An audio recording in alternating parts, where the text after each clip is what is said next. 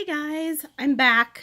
Things are looking a little different lately because I work for the Ministry of Truth and my office is just very corporatized up now, shall I say. So now I can't fool around at work as much as I do, but oh well. So I'm coming to you live. Well, by the time you're watching this, it won't be live, but I'm coming to you live from my apartment with my new cat, Oscar. Say hi, Oscar. He's the only cat that can like wag his tail while he's sleeping and still look relaxed yet kind of pissed at the same time. It's hilarious. But anyway, he will be my backdrop because he is so cute and I'm so in love with him. But anyway, I had some new observations to bring you. Obviously I'm not going to call them Mandela effects because I don't know if they are, but they're just really strange. And again, the computer is going to be nothing that we will be missing because a lot of these things are just things I can't find anymore, which is really weird. And I just want to know what you guys think. So the first thing, well, this isn't something I can't find anymore, but this is something that's different from what it was in my childhood. So when I was a kid growing up in Massachusetts, I had at least 2 cats, one of which was orange, just like Oscar, right, Oscar? See, he knows his name. So I had 2 cats and they, as cats will do, vomited quite a lot. But the way that these cats vomited was that they would do this thing like where they coughed and it would just come right out. They'd go and it would just like come right out their mouth. But ever since I moved to California, cats don't vomit that way anymore. I don't know if it's the difference between an indoor and outdoor cat or if cats who eat grass like just cough it up right away, because that's how my cats back in Massachusetts would do it, and they were outdoor cats and so they would eat a lot of grass. But ever since I moved to California, and this would have been in the 90s, the way cats vomit is this. And so like if you're easily grossed out, turn your sound down just a little bit. But like it's guttural and it's slow and it's a slow build, and then they'll go and then it'll come out. So that's sort of a difference. I don't know, aside from the whole grass eating thing. But no, that's not true, because even when I fed my cats cat grass in California, like the indoor variety of cat grass, they still do that that guttural. It's so disgusting. So anyway, cats just vomit differently now that I'm an adult. I don't know why, but they do. So that's oddity number 1, and why it would be such a dramatic thing, like just having to do with me moving states. I don't know. Maybe Massachusetts cats throw up differently than California cats. I don't know. So that's the first thing. The second thing is Mariah Carey. Well, Mariah Carey and Nick Cannon. Now, obviously, I know they're not together, but they used to be together, and when they were together, they had a song. They had a duet that they did together. I swear to God, I would be walking to the gym. I would be going to the gym, working out at the gym, and I would listen to this song. But I can't find this song anywhere on the internet. Like, I'll look up Mariah Carey and Nick Cannon, and it'll be all rumors about them getting back together and what their marriage was and what their divorce was. I'll look up Mariah Carey and Nick Cannon duet. There's nothing there. I can't find it. And I feel like the song might have come out around 2005, like 2003, 2004, 2005. Definitely not. By the time it got to be 2010, I'm pretty sure it was too late. And I almost want to say the song came out around the same time that Nick Cannon's Gigolo came out. I'm a gigolo and lots of dough, making lots of dough. I want to say it came out around then. It was almost kind of like, the way I remember it was, do you remember when Bobby Brown and Whitney Houston did a duet, which I can still find in YouTube and Google, by the way. We got something in common. So they did a duet like that. So the Mariah Carey and Nick Cannon song was something like that. Very enterprising. You thought they would never not be in love, but it's gone. Hey, I wouldn't be surprised if Mariah Carey had people who could make things disappear into parallel universes. I would not be surprised. So, okay. So my last thing. What? Do you want to join in? Oh, He's so mad. He like talks all the time. It's hilarious. he has to be petted while he eats. Otherwise, he won't eat. And if you don't pet him, he'll try and scratch it over like it's his own feces. I'm telling you, cats in California are so weird. None of my cats in Massachusetts were this sarcastic. Or should I say, sarcastic. Okay, so my other thing that I wanted to address is there used to be, I swear to God I remember this because I thought it was so hilarious. When I would go to hardware stores with my dad, there used to be this character. Well, there used to be this thing that they had on sale called Epoxy, which I guess is like this rubber glue type thing.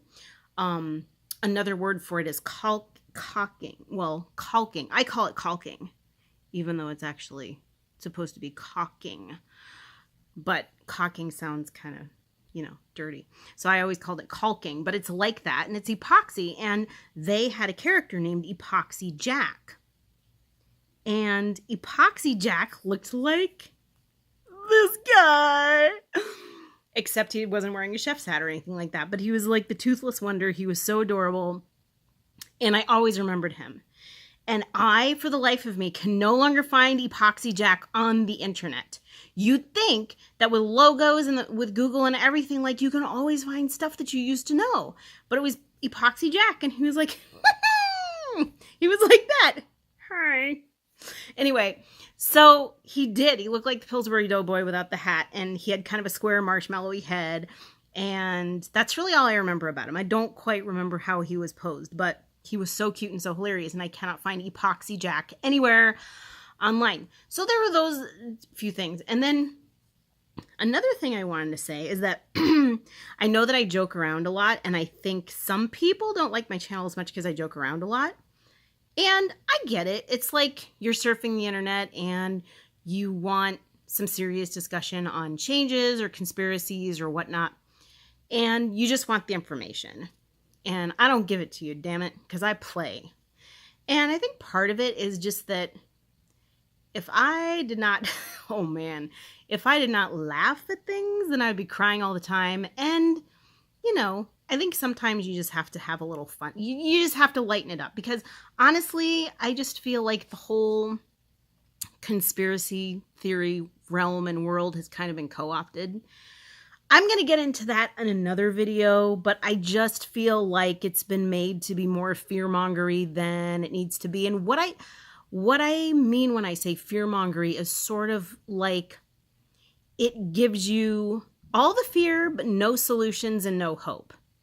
So any of those videos that do that, I wouldn't say that they're all shills or anything like that. I mean, I think a lot of people cue off the shills, but I just think it's too much. And I think it's almost kind of pointless. And I've kind of been taking a break from watching conspiracy theory videos because they're just so depressing and they kind of vex me lately. And they vex Oscar too, because you can see how he's wagging his tail. He is just not amused. That's what I think is so cute about him. He always looks crabby. Even though he's not. He's like the sweetest cat.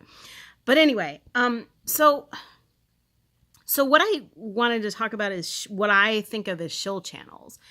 I was looking for information on scrying mirrors because Oscar's, well, maybe I shouldn't get into it too much. But anyway, somebody came into my apartment and they're like, oh, you have demons in here and you do realize that your computer screen and your TV screen are both scrying mirrors, blah, blah, blah, blah, blah.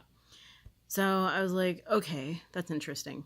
And that I have demons and so on and so forth because they are scrying mirrors. So I went on YouTube and I tried to look for videos on scrying mirrors. What I found was very minimal information. I found no information. And if you guys have any videos that do explain it, that'd be great because I'm really curious now. I found no information on how a demon would come through a scrying mirror and exactly what all these scrying mirrors are doing to the world. And last time I checked, my phone really doesn't reflect that much, nor does my TV screen, because it's kind of like this, it's a non-shiny plastic covering over it, so it's not as reflective as, like, say, your old TV screen used to be. But, so I tried to look for it, and then I stumbled on this one channel, and for the life of me, I can't find this video again either. And this channel had opened, like, maybe in June of last year, it had originated, and already it had several thousand subscribers, like in the double digits. So that's a really fast build. It was real slick, but it used other things. Like it used other sources, let's just say, to make its points.